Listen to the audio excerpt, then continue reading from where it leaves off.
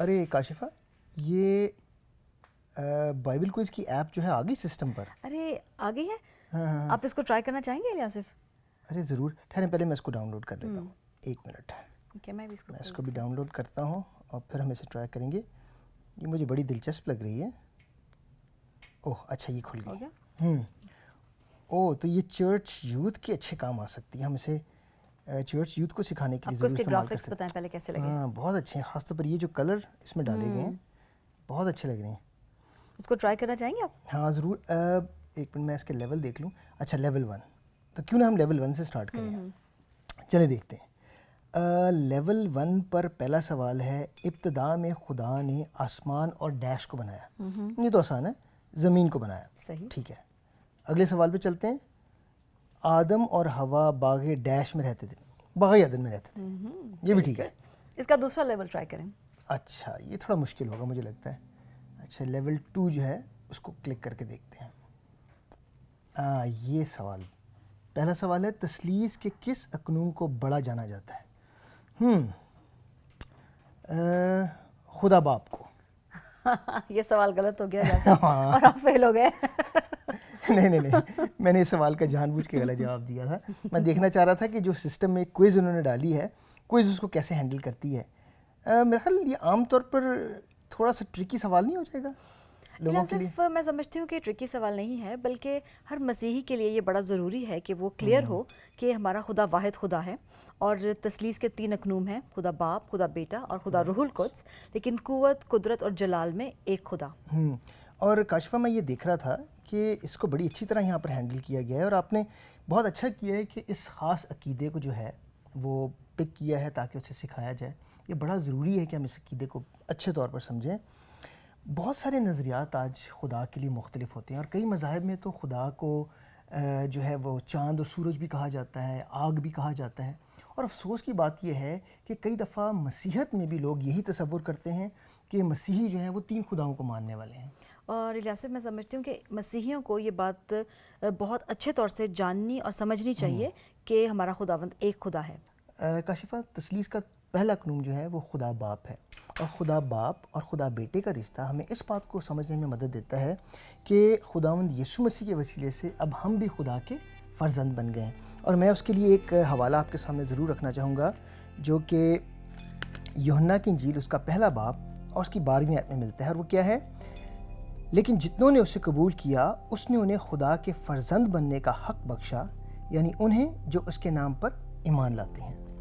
اور الیاسف، یہودی مگر ہم دیکھتے ہیں کہ خدا کو اس رشتے میں نہیں جانتے تھے، کیونکہ خداوند اپنی موجودگی ان پر آگ کے ستون یا بادل کے ستون کے وسیلہ سے ظاہر کیا کرتا تھا، اور یا پھر وہ نبیوں کی معرفت ان سے ہم کلام ہوتا تھا.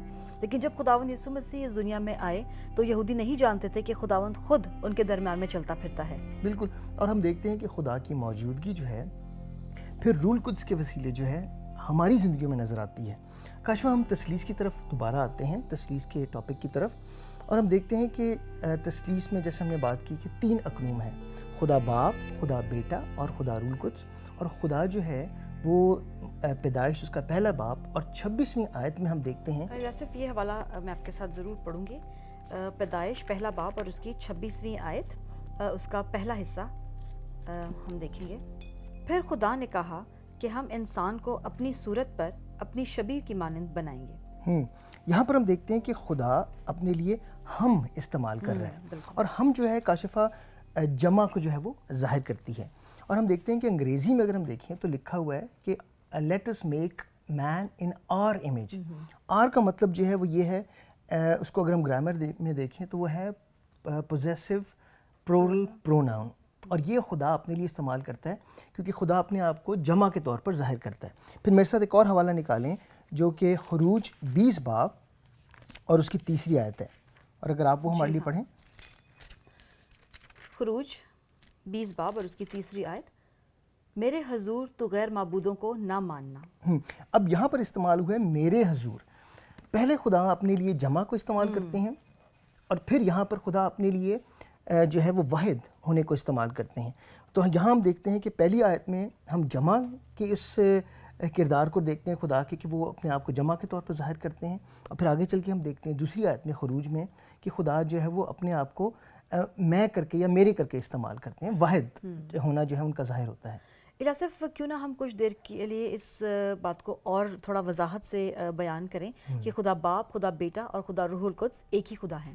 تو کیوں نہ ہم اسے کلام سے سیکھتے ہیں۔ ضرور۔ اگر میرے ساتھ آپ نکالیں زبور 138 اس کی دوسری آیت اور اس کا دوسرا حصہ، اور آپ میرے لیے وہ پڑھیں۔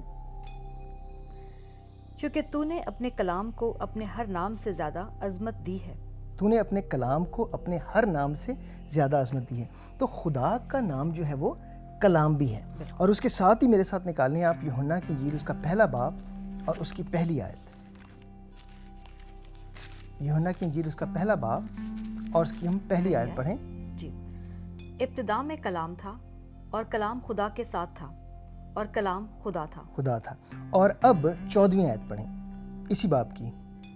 اور کلام مجسم ہوا اور فضل اور سچائی سے معمور ہو کر ہمارے درمیان رہا، اور ہم نے اس کا ایسا جلال دیکھا جیسے باپ کے اکلوتے کا جلال۔ تو یہاں پر کون مجسم ہوا؟ خداوند یسوع مسیح مجسم ہوئے، اور یہاں پر کلام خداوند یسوع مسیح کے لیے استعمال ہوا ہے۔ تو خدا کے لیے بھی لفظ کلام استعمال ہوا ہے، خدا کا نام، اور خداوند یسوع مسیح کے لیے بھی لفظ کلام استعمال ہوا ہے جو کہ ان کا نام ہے۔ اگر ہم کلام کی جگہ خداوند یسوع مسیح جو ہے وہ رکھ کر یوحنا کی انجیل اس کا پہلا باب اور اس کی پہلی آیت کو دوبارہ پڑھیں تو آپ اسے کیسے پڑھیں گے؟ ابتدا میں یسوع تھا اور یسوع خدا کے ساتھ تھا اور یسوع خدا تھا۔ یسوع خدا تھا۔ تو ہم دیکھتے ہیں کہ خدا باپ اور خدا بیٹا جو ہے وہ ایک ہی ہے۔ اب آپ میرے ساتھ نکالیں اعمال اس کا 5واں باب اور اس کی تیسری اور چوتھی آیت کو ہم دیکھیں گے، اور یہاں پر ہم دیکھتے ہیں کہ کاشفہ اس کلام کے حصے میں کہ حننیہ اور سفیرہ نامی ایک جوڑا تھا، اور ہم دیکھتے ہیں کہ اس وقت ابتدائی کلیسیا میں لوگ اپنا مال جو ہے بیچ کر، اپنی زمینوں کو بیچ کر پطرس کے پاس لے کے آ رہے تھے تاکہ جو مال اور جو دولت اس سے حاصل کی جا رہی ہے اسے خدمت کے لیے جو ہے استعمال کیا جائے۔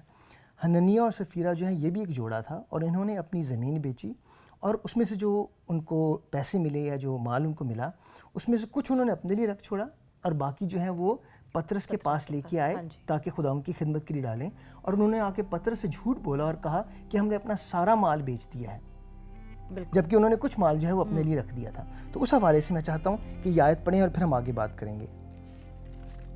اعمال اس کا پہلے 5واں باب اس کی تیسری آیت۔ مگر پطرس نے کہا، اے حننیہ، کیوں شیطان نے تیرے دل میں یہ بات ڈال دی کہ تو روح القدس سے جھوٹ بولے اور زمین کی قیمت میں سے کچھ رکھ چھوڑے؟ تو پہلے پطرس سے کہہ رہے ہیں کہ تو کیوں روح القدس سے جھوٹ بولے، اور پھر اب چوتھی آیت پڑھیں۔ کیا جب تک وہ تیرے پاس تھی تیری نہ تھی، اور جب بیچی گئی تو تیرے اختیار میں نہ رہی؟ تو نے کیوں اپنے دل میں اس بات کا خیال باندھا؟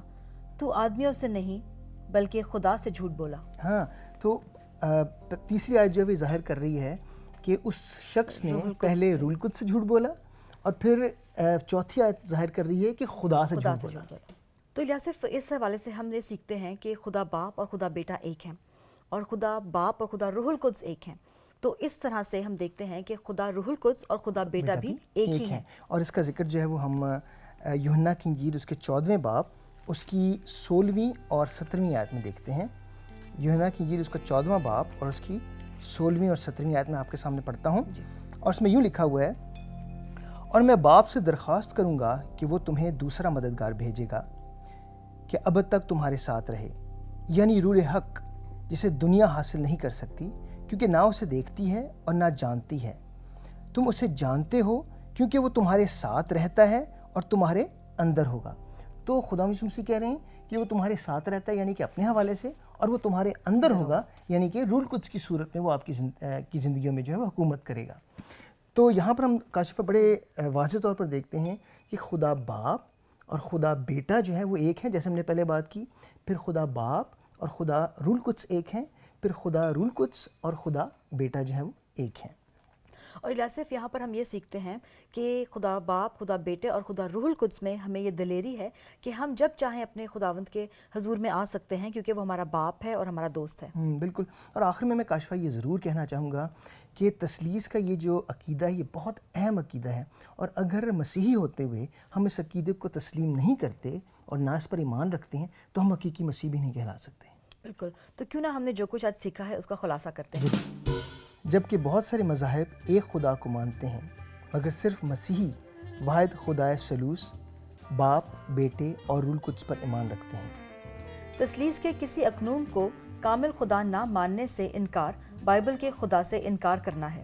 سچ تو یہ ہے کہ ذات خدا ہمیشہ کامل اور لا تبدیل ہے، جو تثلیث کا یقین دلاتا ہے۔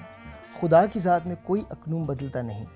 تینوں اقنوم لوگوں کے لیے ہمیشہ حاضر اور ناظر ہوتے ہیں تاکہ ہر ایک کی ضرورت پوری کر سکیں۔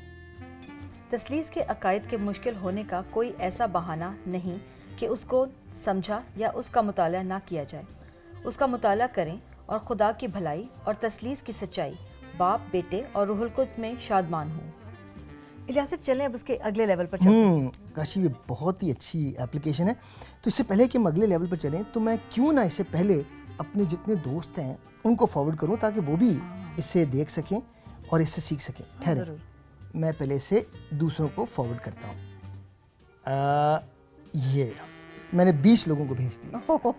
چلیں ٹھیک ہے، اب ایسا کریں آپ لیول 10 پر چلیں۔ چلیں بڑے لیول پر چل کے دیکھتے ہیں۔